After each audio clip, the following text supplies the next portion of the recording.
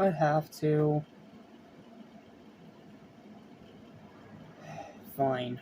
It's the last average to below average one that I have to review for this marathon, so let's just get this over with. What's up? What's happening? What's going on, everybody? Welcome back to Animation Station, your number one stop destination for anything and everything animation, and welcome to the disappointing, annoying, cringy Out of the Shadows. This movie sucks. There's literally no other word I can describe it. It flat out sucks. I know I said previously that we wouldn't go below a 5 out of 10 with these movies. But this is one that on this most recent rewatch annoyed and angered me so much that I couldn't even bring myself to call it average. It's not even average. It's a slightly below average, almost flat out terrible disappointment.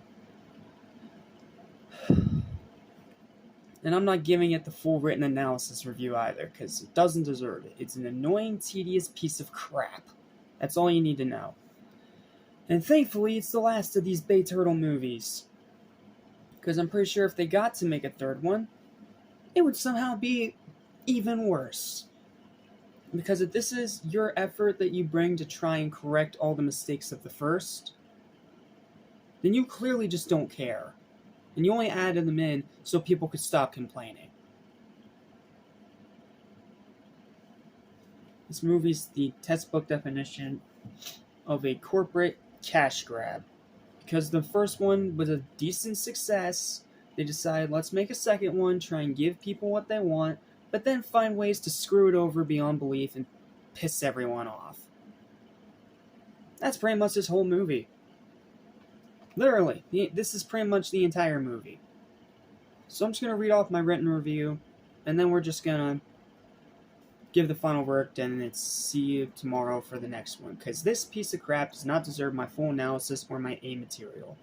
Because if the writers didn't bring their A material, then I shouldn't have to use my A material. Yes, I know that I said we wouldn't go below a 5 in a previous review, but this most recent rewatch just annoyed me so much that I couldn't even call it average. Positives. Some things here and there are cool. The tank scene and the giant nunchucks on the turtle van, which are cool. More actual Turtles lore, some good ideas, a mostly solid cast, decent choreography during the fight scenes, and the fight scenes are creative, I'll give them that. And some cool references and fan service. However, it's actually somehow worse than the first because of the lousy story, the stupid retconning, the awful writing, the abysmal humor, the crappy CGI, Megan Fox still just playing as herself and not April in the slightest, Stephen Amell being horribly miscasted as Casey Jones. Seriously, the dude's such a great actor, he did such a great job in Arrow, but here he was just miscasted and not given the right material to work with, or the right direction for that matter. Yes, Michael Bay may not have directed it, but it still has his fingerprints all over it. Shredder coming back being completely pointless as he just gets sidelined by the final battle. Krang being beyond disappointing with a bad voice and a decent design, but no character whatsoever. Leonardo being an unlikable douchebag. Yep, that's where I cross the line with this movie. You make my favorite character the least likable character in the whole movie, you automatically piss me off. The Ooze side plot being pointless, the pace is way too fast and doesn't give the story enough time to breathe. Everything is rushed, the soundtrack is boring. Yes, not even the soundtrack is good this time. The ending techno blows. If you've watched the Nostalgia Critic review on this one, then you know where that pun comes from. The Turtles fight Bebop and Rocksteady only once in the entire movie, which is complete and total bullcrap. Everyone acting stupid. Tyler Perry is flat out bad as Baxter Stockman. The runtime is way too long, and the rewatch value is cataclysmically low. While I have a soft spot for the first one because of the fond memories I have of it, this is one that I've never liked and will never defend. This one was a huge disappointment and one of my least favorite Turtles films, even despite all the small positives. At least with Turtles 3 I can laugh at its bizarreness and stupidity. This one is just stupid and boring. Steer clear of this crappy letdown and pretend it just doesn't even exist. Not the worst of the movies, that's easily the Rise movie, which I'm not reviewing because I already tore to shreds my top 10 worst movies list last December, and I don't have anything to add.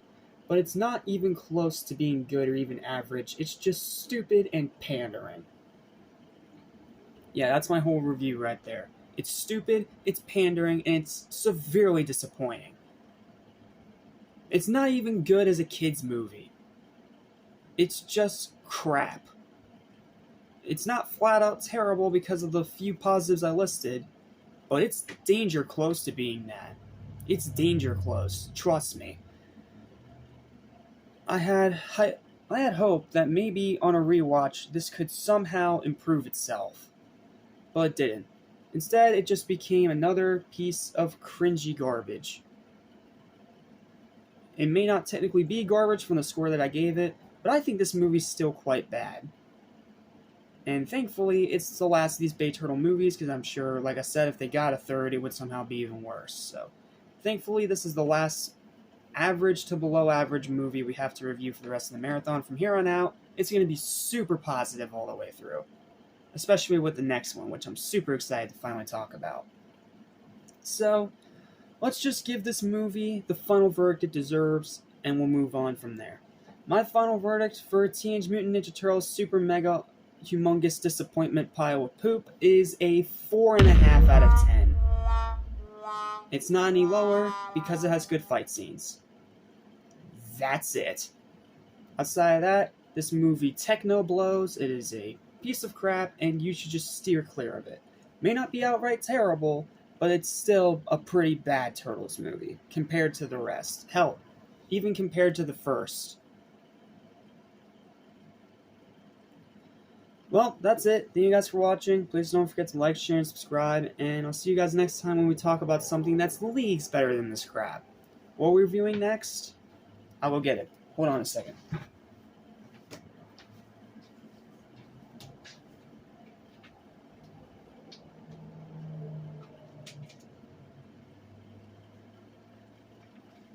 Oh yeah.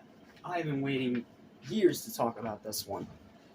This one is pretty special, not only to me as a fan of this particular comic book, but also as someone who has loved this movie ever since they first watched it when it came out in 2019.